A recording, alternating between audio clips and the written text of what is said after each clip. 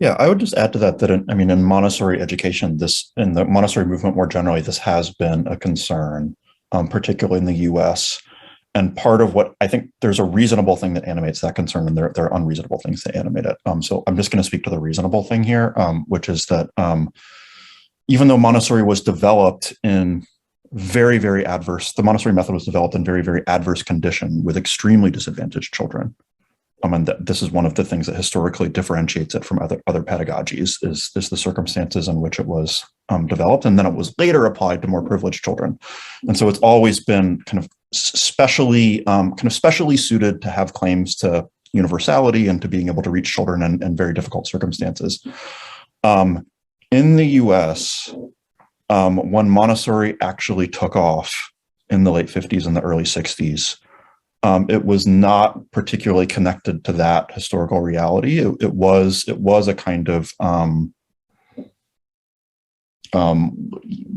pretty upper crust, elitist, progressive response to traditional education. It was part of the progressive resurgence in America, and it's been seen as a kind of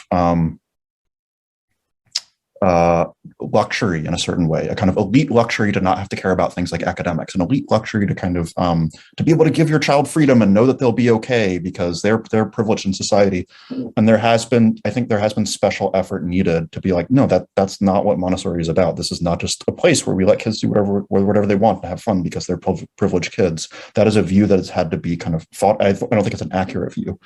And so a lot of Montessorians have worked very hard to undermine that and to kind of spread the word elsewhere.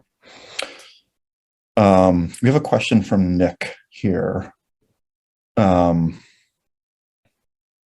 I think this will be the last question. We'll run a couple minutes over. I hope that's okay. Would you say then that we should explicitly make children aware that others will see something about them, say their color or gender, as something salient in particular circumstances, like the Borer or Erlone example, and then cover how big a deal this is? So I think what Nick he's speaking to something that Greg was talking about, where it's like, look, if you're going to be discriminated against because of the color of your skin, is this something that you tell students? And is it like, look, like people are going to treat you a certain way. It's going to be like you're going to have prejudice born against you, and then do you kind of help the student figure out how to think about that?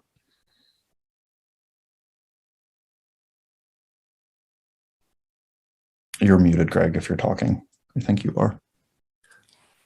I don't know. I would be worried about front-loading things like that on any issue where someone's going to possibly face an injustice or an adversity. Here's all the things that might go wrong in here.